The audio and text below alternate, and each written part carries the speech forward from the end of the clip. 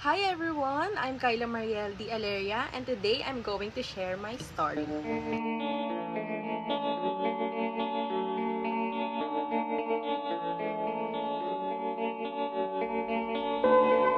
I was 16-year-old, I was so depressed at the time. Yeah, way back 2022, I was depressed at that time, huh? I feel like that all the people around me was so toxic. I feel like the environment was so toxic. And madami ring nagko-question sa akin. 16 years old?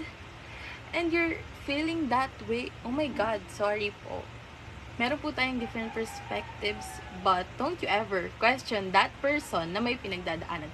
Kasi to be honest, hindi po lahat ay nakakaranas ng financial stable, masayang pamilya, masayang friendship, masayang relationship, and iba pa. Hindi po tayo lahat nagkakaranas ng gano'n. This generation, karamihan po sa mga kabataan ngayon ay nakakaranas na ng depression, anxiety, and so on. Why? Because of their environment. Dahil sa mga taong toxic na nakapalibot sa kanila.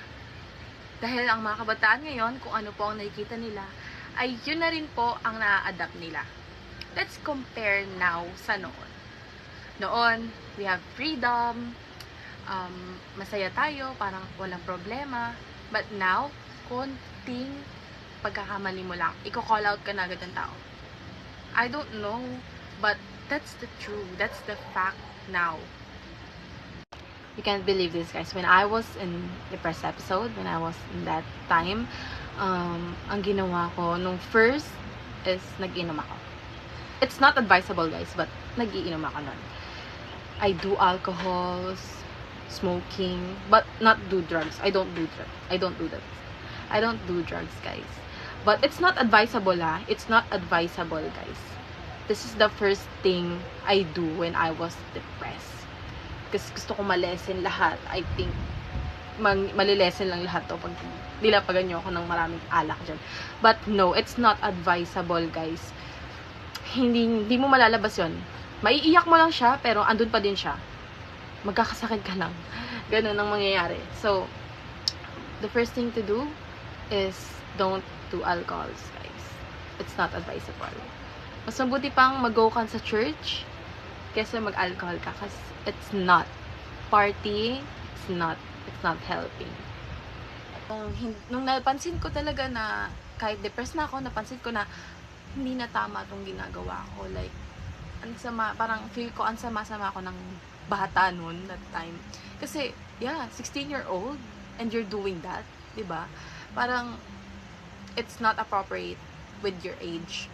So, ang ginawa ko at that time is, yun nga, nag-inom, then naisipan ko na, shit, hindi na tama to, like, wala na, hindi na pwedeng ganito pa ang mangyari. So, ang ginawa ko is, I go to the church, pray and pray, kinakausap ko si Lord palagi, and nagbabasa ako lagi ng Bible to reduce, to lessen all the problems I have, and nanood ako sa mga YouTubes na paano ba maalis, dahil maraming documentation sa YouTube talaga, guys.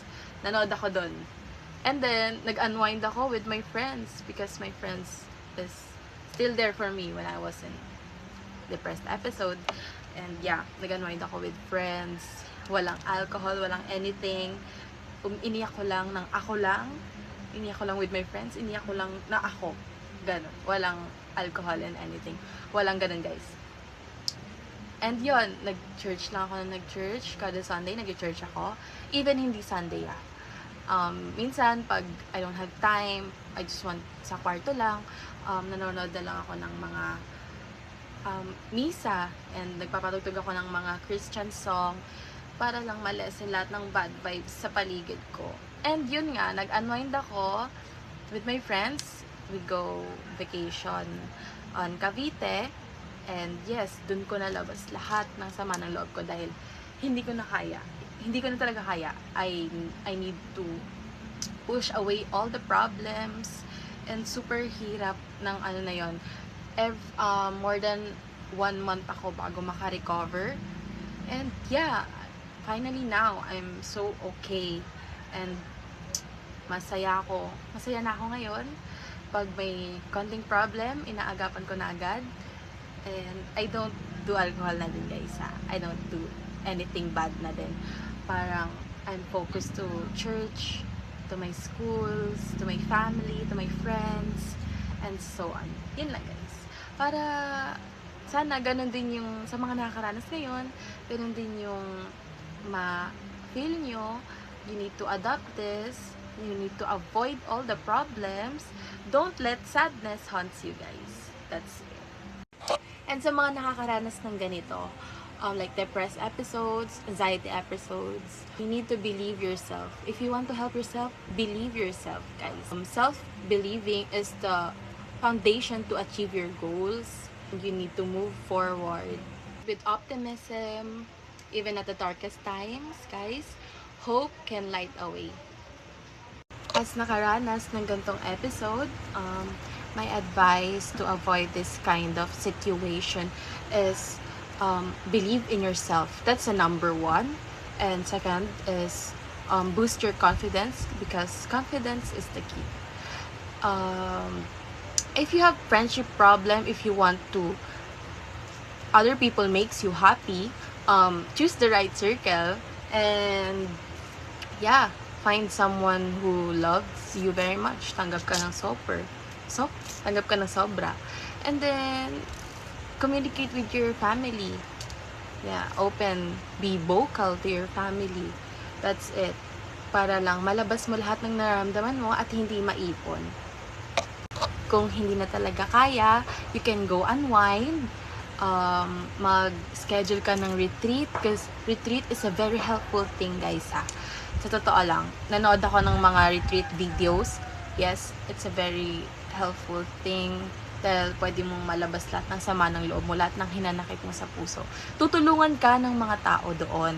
And then, yeah, you can go to professional help if you want. Hindi natin pwedeng ikahiya yun dahil para na rin yun sa ating sarili. And kung gusto mo ngang makalis sa environment na to, you can go unwind. You can go to vacation at makapag-isip-isip. Go with your friends na tama, and then you can go to church and pray for Papa Jesus. That's it, guys. You can help yourself by believing, okay? So that's it.